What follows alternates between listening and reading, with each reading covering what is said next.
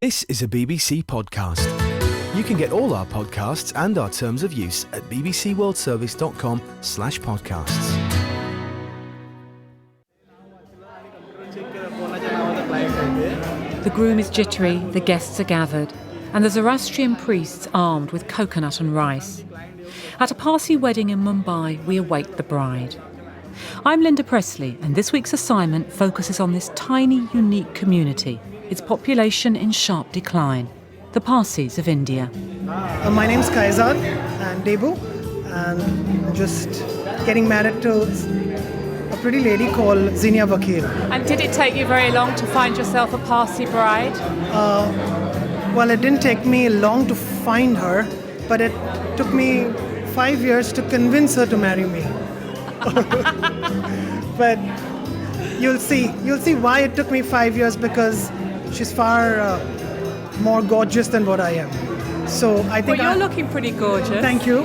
So I think I've hit a bumper jackpot. Now, I've come to Mumbai because there's this worry about the Parsi community diminishing. Have you talked about having children with your bride-to-be? Well, yes, of course, we have. But we will, of course, balance it out between family life and career. But you are planning kids? Of course. There is no doubt about it. And we start from tonight itself. Just kidding. But Kaizad's jokes are light-hearted, but procreation is a serious worry. There are only half as many Parsis in India now as there were in the 1940s. It's a population in freefall, estimated at around just 60,000. Late marriage, no marriage, intermarriage are variously given as reasons, but the fact is that for every Parsi born, 4 are dying. See, there are 2 different wings, ladies and gents. And how many people are living here? Say around about 45 gents and 45 ladies. Very few have children. Arnavaz Mistry is one of the trustees of the Bombay Parsi Panchayat, a centuries-old, all-powerful administrative body that runs the Parak Dharamshala Old People's Home in Mumbai. Arnavaz walks me around, through airy corridors into large rooms where 6 or 7 residents share the space, each allotted a small single bed. Hello. Miss Linda. Yeah, she has come. Keki Metaji tells me how he came to be living here at the age of 78. My business failed. Oh dear, So I'm nothing sorry. like that was- What yeah. kind of business were you in? Mushroom growing I started. Mushroom growing. Pharmaceutical also. My brother died, mother, father died. That also went bad. Right, so your brother died, mother, father died, and then your business failed. That's very unfortunate. And did you ever marry? No, I'm bachelor. And did you ever think about getting married? Circumstances didn't permit. And when you were a young man, Hmm. I'm going to ask you a personal question. Yeah. Did you have any romances? Point of view. Quite a few. And what happened? Nothing. Because the girls didn't want to get married, or That's you all. didn't want to get something married? like that. The girls didn't want to get married. No. Why? But because you were not earning well. Not that's earning the- well. Actually, my parents were there. You So can't he leave was your in 2 parents. I don't minds like to all leave the the time. parents. Because the reason I've come from the BBC in London is because a lot of Parsis are very worried because children are not being born in the community. There are too many old people. There's no solution unless you take some from other community. But then there again it's the same problem. Why It other will mix up. community will tell our children only to produce 4 or 5 children? Yeah, it's not possible like that. Keki's pessimistic, but Arnavaz, steely and not to be messed with, is one of those Parsis who believes something can be done. And the Indian government agrees. In spite of its everyday message to the general population of please limit your families, it stumped up around $1.5 million for fertility treatment and advocacy to increase the Parsi birth rate. The aim is to produce 200 babies over 5 years. Funding for GeoParsi, as it's called, comes from the Ministry of Minority Affairs, where Dr. Najma Heptullah presides. We are helping them, motivating them first to get married young at a reproductive age, trying to help them if they need any support. We give them medical support and help. But why are the Parsis so important to India? Every community is important to us, but Parsis have also contributed greatly in this country. as far as education is concerned, as far as the industrialization is concerned, the big names, Tatas, Godrej, and there are many names. There have been lawyers, very good politicians. They contributed very well. And So in a way then Geo-Parsi is India giving something back to the Parsis, is it? it is giving back to our people. They are Indians. Regardless of their number, their contribution is much more. I want them to survive.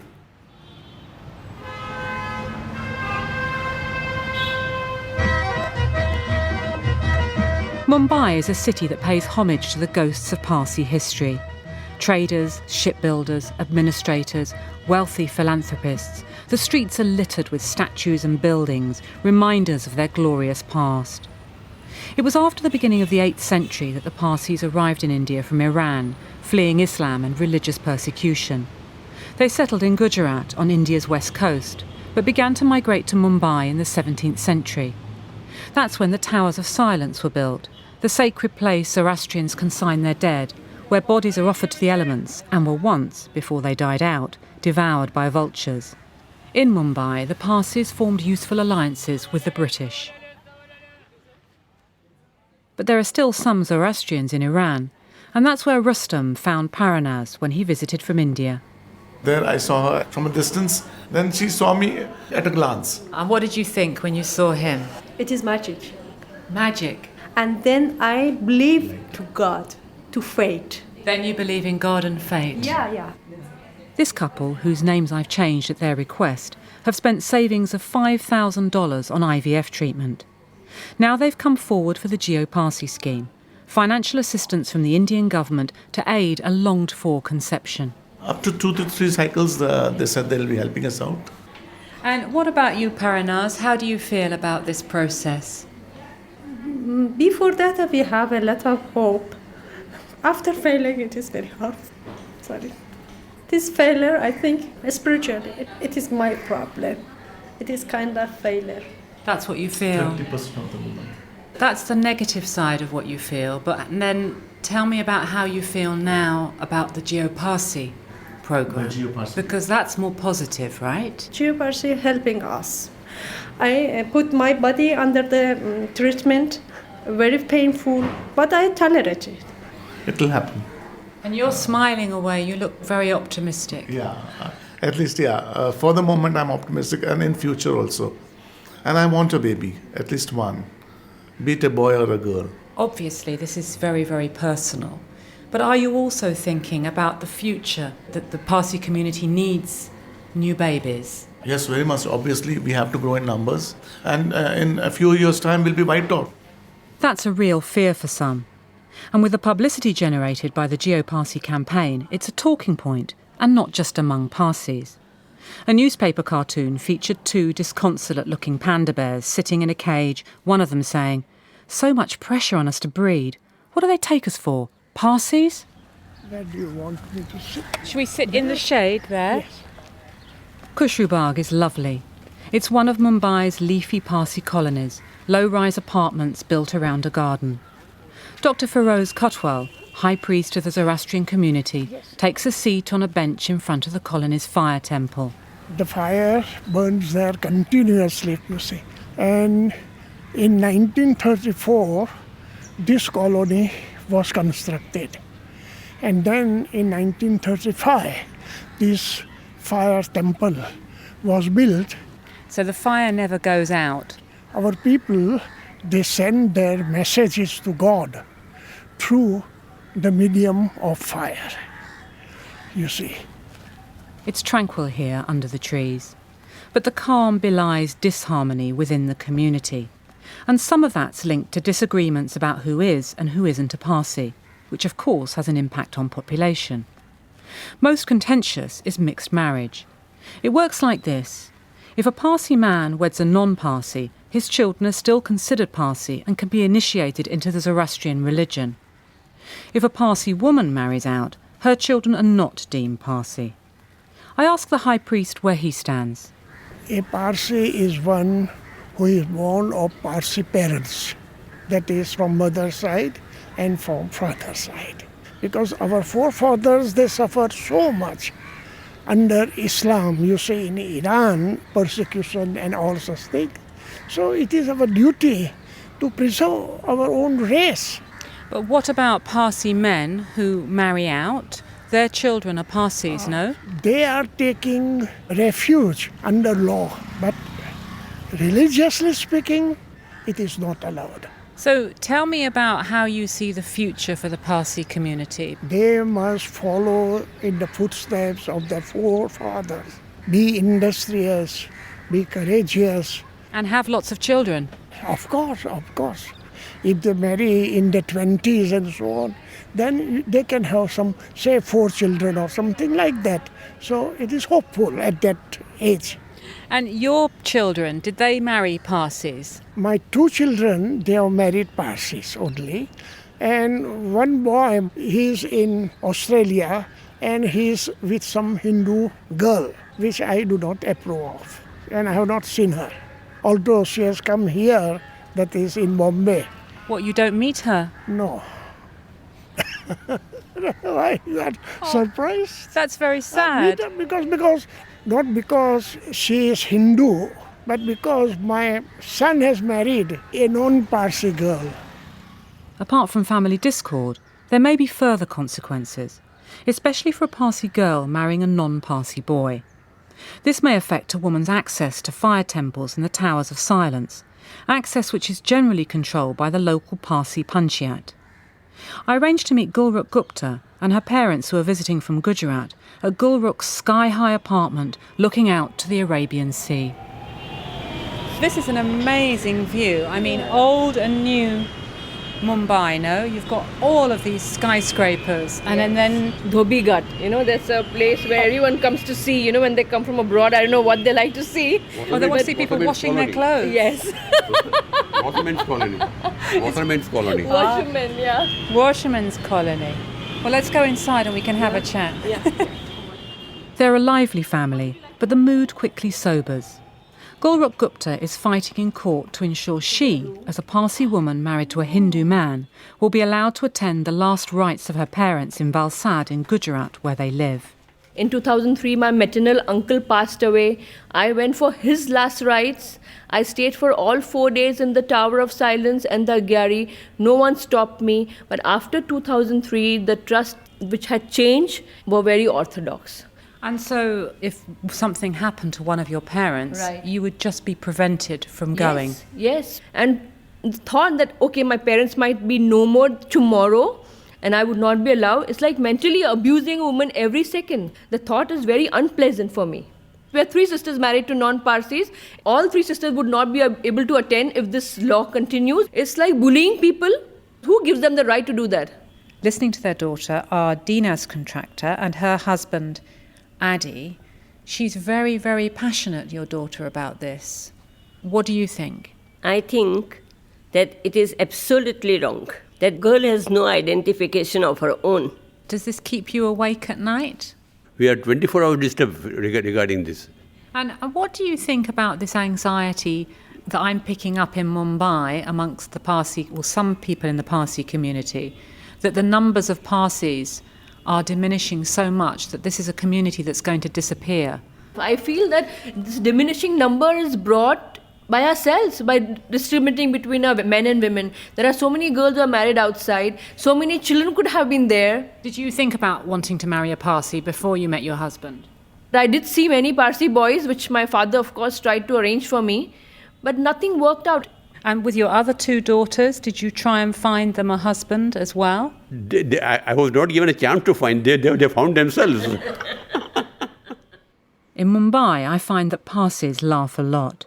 But Suni Tarapovala, accomplished screenwriter, author and photographer, is worried hers is a community that's losing its sense of humour. We used to be a community that laughed at ourselves. I'm sure you've heard that a million times. And we had plays that laughed at ourselves. We had jokes that laughed at ourselves. But now if you put anything out into the public domain, there are lots of people who are going to be very quick to take offense to that. So Parsis are feeling more precious? They've always been very precious. We have always been very precious, but now even more so, yes. So this kind of famous Parsi sense of humour, I'll give you an example of this Parsi sense of humor. Years ago, you know this controversy about the vultures, right? You've heard about it. Well, there aren't any left. There aren't any left, and it's one of the most contentious issues that is dividing the community since, I think, 2000, when it was discovered that there were very few left. And at that time, my family and I had gone south, and we met this wonderful Parsi gentleman who runs a kind of hotel outside a game park, and we were chatting about the vulture thing. And he told us that, he said, you know, the other day I saw a vulture flying overhead, so I sent off a telegram to the Bangalore head priest, and I said, spotted vulture overhead, quick, send dead Parsi. So that's an example of our sense of humor. And where do you stand on all of those kind of controversies that are in the community? I stand on the sensible side. I believe first of all, it's ridiculous what is happening in the community with not allowing women who've married non-Parsis to be Parsis, for their kids to be Parsis. I mean, it's so absurd. It's almost a joke that we are so minuscule and we are still shunning people and keeping them out. Now there's a statue here, that of Sadinsha Edilji Vacha. He was one of the founders of the Congress movement in India. A freedom fighter. Kajasti Mistry, a trustee of the Bombay Parsi Panchayat, guides walking tours of Parsi Mumbai and runs an organisation called Zoroastrian Studies. A traditionalist, he takes an uncompromising position on Parsis like Gulrukh Gupta, who wed non-Parsis. Sorry as one might feel at a personal level, they need to recognise that if they've chosen to marry out, they've broken the rules of the religious customs, traditions and practices, and there is a price one pays for it. That sounds quite hard line, and I suppose that... Linda, why is it hard line? If somebody chooses consciously to break the customs and traditions of a religious group, what is hardlined about it? Tell me. But don't religions evolve? Religions evolve, yes, but religions... And customs change? Customs change, yes, but these are customs which are linked to ethnicity. And if we want to preserve the Parsi ethnic identity, then marrying out is not the answer. If we encourage our children to marry out by turning a blind eye to our kids marrying out, then I do not foresee Zoroastrianism surviving into the next century. These are the people who are breaking down something that we've preserved for 3,500 years. They're destroying the very fabric of community existence. Is that how young Parsis see it? Chai, coffee. At Nariman Point, a chai-walla peddles his wares as I wait on the seawall for a 20-something I'll call Ria, a young woman looking for love. I want to ask her about the Geo-Parsi advertisements that appeared with the aim of encouraging Parsis to get a move on and have more kids. They're tongue-in-cheek. Be responsible, don't wear a condom tonight, reads one. And they play with stereotypes, especially the high-achieving Parsi woman. I ask Ria if she's had a relationship yet. One before. With a Parsi? No. So now I'm actually being really conscientious in looking for one because I genuinely want to settle down with one. I mean, one of the ads is about women having too high expectations of Parsi boys. And I've heard that as well from some of the older people I meet. They've said, these Parsi girls, they're working, they're highly educated, they earn a lot of money, and they want a boy who's doing the same. That's not possible. They've got to bring their sights down a bit. Why should one stoop down? But I suppose the thing is it realistic? Are you going to find somebody who's doing as well as you? Well, I mean, as cliched as it might sound, I'm going to leave that to destiny. For example, if the guy is not doing very well but has potential, yeah, go for it. But if he is just sitting on a couch doing nothing and living off his parents, I mean, that's not exactly where you want to settle down at. I mean, as I told you, I would love marrying a Parsi, and that's my first and probably only preference. But I'm not going to settle for someone who is not doing well in life and who I do not see a happy future with. Ria's approach seems quite European. But Parsis are more westernised, which is partly why their numbers have decreased. For a start, being single is acceptable. And they were ahead of the game on girls' education. Many women work. They also expect to live separately from their parents, something that delays marriage if they save or wait for a flat. And couples began family planning decades ago to ensure they could pay for a good education for their children. Welcome back to the home of your ancestors. So, Mr. Kohinoor is showing me a letter from Windsor Castle, the Queen's Lady-in-Waiting, thanking him for his loyal sentiments. Please give all my love to Her Majesty Queen Elizabeth. I think this is what's called Faded Charm. It's the most famous Parsi restaurant in Mumbai, the Britannia, an establishment just 8 years short of a century old. And Bowman Kohinoor was born the year his father opened here, 1923. Yes, 1923. I am 92. I am going on 93 now. There were about 300 to 400 Parsi restaurants in Mumbai in the 50s, 1950s. But now hardly 30. But the problem with the Parsis is that now the number is decreasing. And do you feel sad about that? But what can I do? Even if I feel sad, what can I do? I talk to my sons. I say we must start converting people. If they like to embrace our religion, let us accept them. But my sons say no. Now a few priests have performed our religious rites and accepted some outsiders to be Parsi.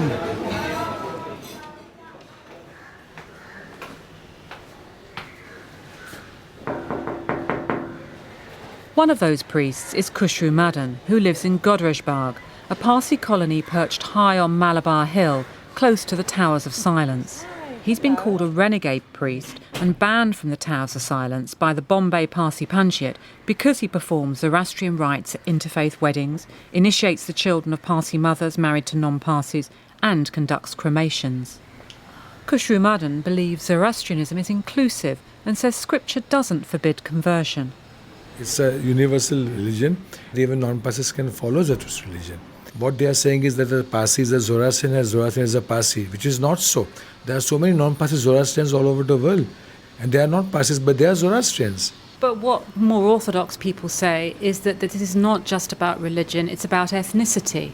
And what is special about the Parsis is their ethnicity. Yes, but what else can we do? If you completely discard Parsi lady married to non-Parsi, and if you discard her children also, then no one will be left. At least here, that mixed half Parsi and full Zoroastrian will be left, no? We have no choice. No. So half Parsi is better than no Parsi? No Parsi, exactly, yes.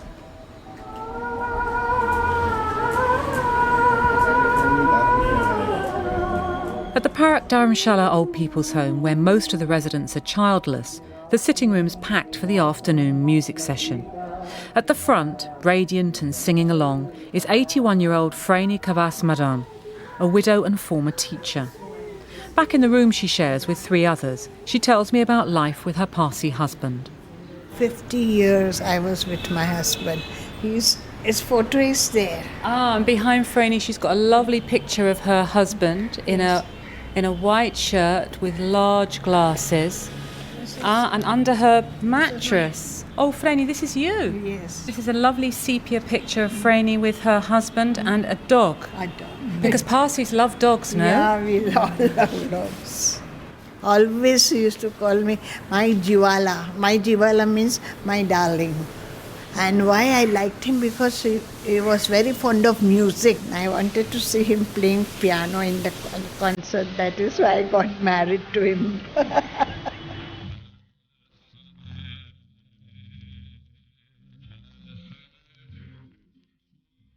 Every Saturday he used to have a drink and we will play the music and we'll dance together. And opposite neighbors, they used to watch. And one day one neighbor wrote a letter to me, please when you do dancing, close your window. My girls are getting spoiled.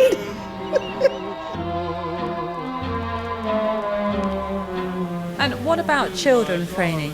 No, we didn't have any issue, no. I wanted one. But God doesn't give you everything, no. I was telling Lord, Lord, you have not given me a child, or what is this?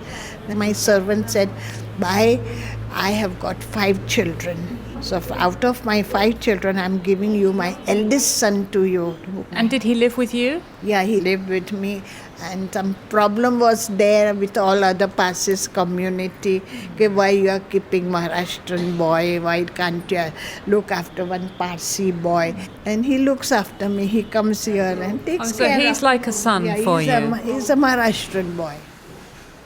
Franey fulfilled her yearning for motherhood by unofficially adopting a non-Parsi boy.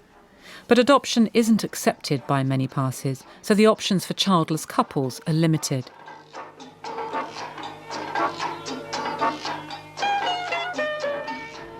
And who is this? Hufriya. Hufriya. How old is she? 5 months. 5 months. Hufriya has got a real shock of dark hair, no? And she's got the hiccups.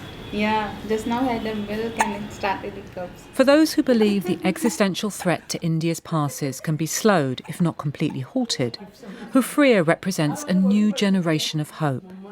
She's one of 30 babies born so far under the Geo-Parsi scheme, 7 of them as a result of paid-for fertility treatment. A further 17 women are pregnant. Hufriya's mum, Parsis, can't quite believe her luck. That thing which I wanted from this much years, 11 years of my marriage, I got this baby. And so what's next? Are you going to do it again? Let's her grow up. Let's her grow up. But would you like to have more children? Yeah, I love the children more.